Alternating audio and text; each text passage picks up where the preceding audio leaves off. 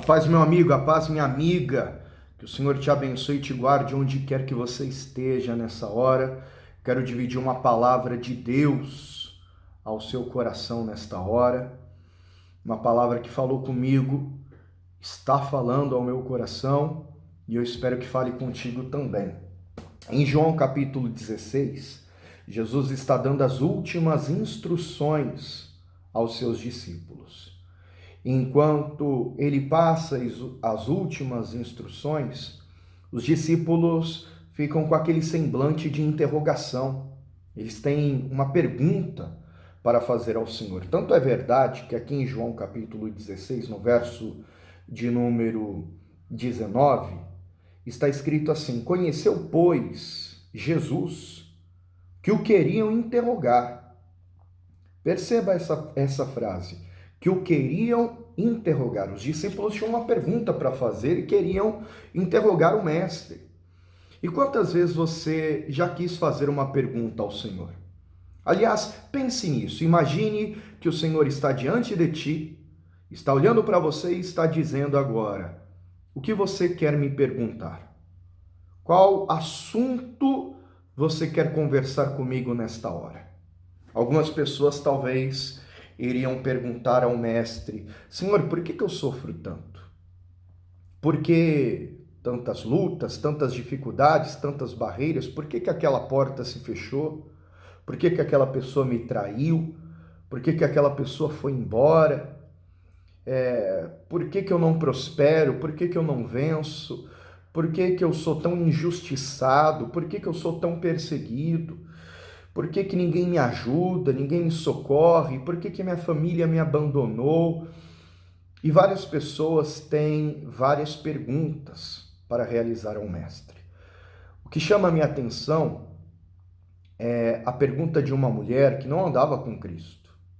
O que chama a minha atenção é em uma outra passagem. Jesus ele se aproxima de uma mulher que tirava água do poço. Provavelmente você conhece essa história. Jesus passa algum tempo conversando com ela para que ela perceba que quem está falando com ela não é um judeu qualquer, não é um homem qualquer. Para que ela perceba que quem está falando com ela é o Salvador, é aquele que verdadeiramente pode libertá-la, pode transformá-la, pode ajudá-la de fato. Até então, a conversa era: como é que você pode tirar água desse poço?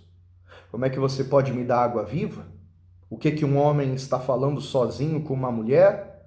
O que um judeu está falando com uma mulher samaritana? Mas quando ela percebe que Jesus não é qualquer pessoa, ela vai dizer o seguinte, Evangelho escrito por João, capítulo 4, versículo de número 19. Disse-lhe a mulher: Senhor, vejo que és profeta. Ela ainda não entendeu quem Jesus é de fato, mas ela já percebe que Jesus é um verdadeiro homem de Deus.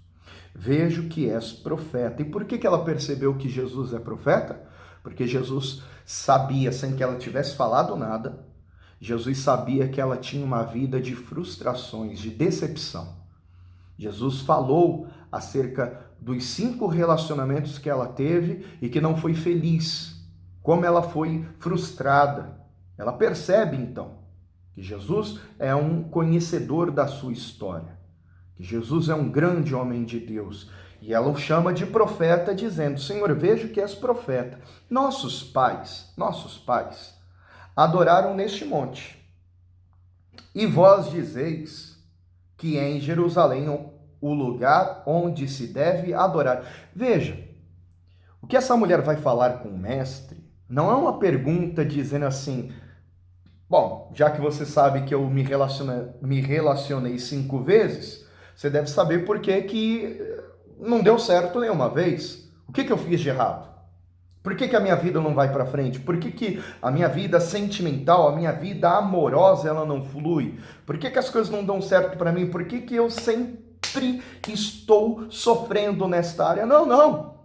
Mesmo ela tendo um histórico de sofrimento, um histórico de frustrações, de decepções, mesmo ela estando sozinha, mesmo ela passando por um momento de solidão, quem sabe até de depressão, um estado de melancolia, ela pergunta: onde é que se deve adorar? É no monte, como os samaritanos falam, ou é em Jerusalém, como os judeus dizem? Qual é o lugar que se deve adorar? Veja, ela não vai falar de problema, ela não vai falar não vai fazer questionamentos terrenos. O seu questionamento é: onde eu devo adorar? O que ela quer? O que aquela mulher quer? Ela quer adorar ao Pai. Ela quer sentir que a sua adoração está subindo até o trono. Ela quer que o seu louvor suba com aroma suave às narinas do Deus Todo-Poderoso. É esse o desejo dela. Por isso a resposta de Jesus é: mulher, crê-me, que a hora vem em que nem neste monte, nem em Jerusalém adorareis o Pai. Vós adorais o que não sabeis. Nós adoramos o que sabemos, porque a salvação vem dos judeus. Mas a hora vem, agora é, em que os verdadeiros adoradores adorarão o Pai em espírito e em verdade, porque o Pai procura tais que assim o adorem. Deus é espírito, e importa que os que o adorem em espírito e em verdade. Muitas dores essa mulher passou, mas a sua preocupação é: eu quero adorar ao Pai. E qual é o lugar que eu posso adorar ao Pai? É na igreja? É no monte? É em casa? A questão não é o lugar. A questão é se o coração é verdadeiro. Se a adoração é verdadeira, é sincera. Os verdadeiros adoradores adorarão ao Pai. Não importa o local, mas adorarão ao Pai em espírito e em verdade. Perceba, quando Jesus viu que os discípulos tinham algumas perguntas, alguns questionamentos, Jesus ele não deixou nem que os discípulos falassem direito. Antes que a pergunta fosse feita, Jesus ele já começou a dar a resposta. Eu quero voltar lá para João capítulo 16.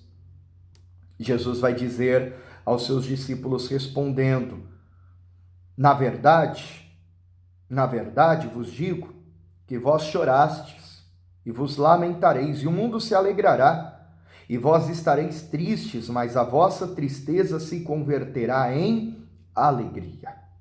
A mulher, quando está para dar à luz, sente tristeza, porque é chegada a sua hora. Mas depois de ter dado à luz a criança, já se não lembra da aflição, pelo prazer de haver nascido um homem no mundo. Quando os discípulos queriam fazer uma pergunta, Jesus responde contando essa pequena história, falando acerca da mulher grávida. Do que Jesus estava falando? Eu vou morrer. E vocês vão se entristecer, na verdade já começam a se entristecer por causa da notícia. O mundo vai se alegrar por causa da minha morte.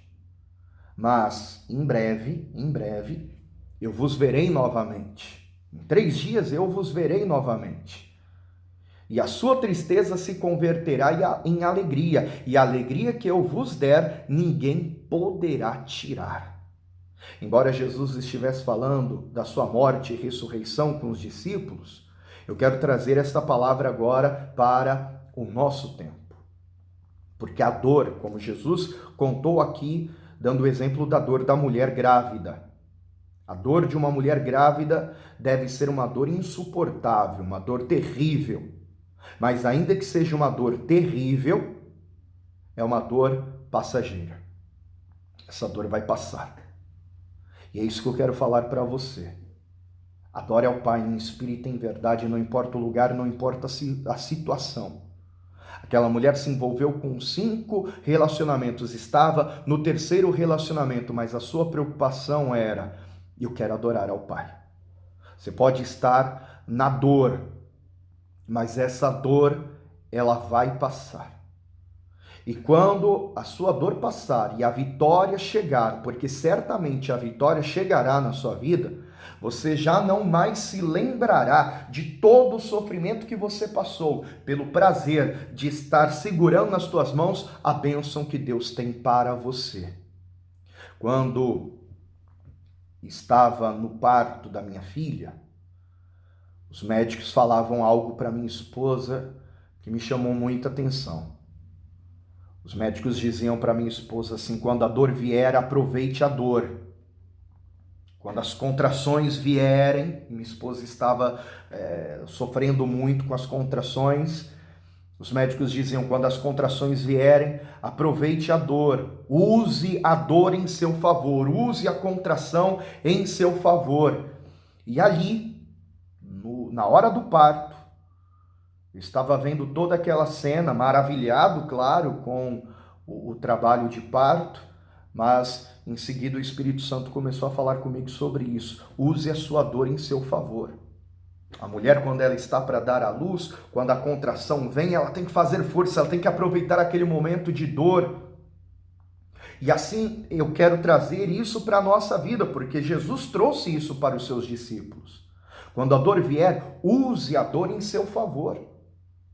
Porque a dor é o último estágio antes da bênção chegar na mão.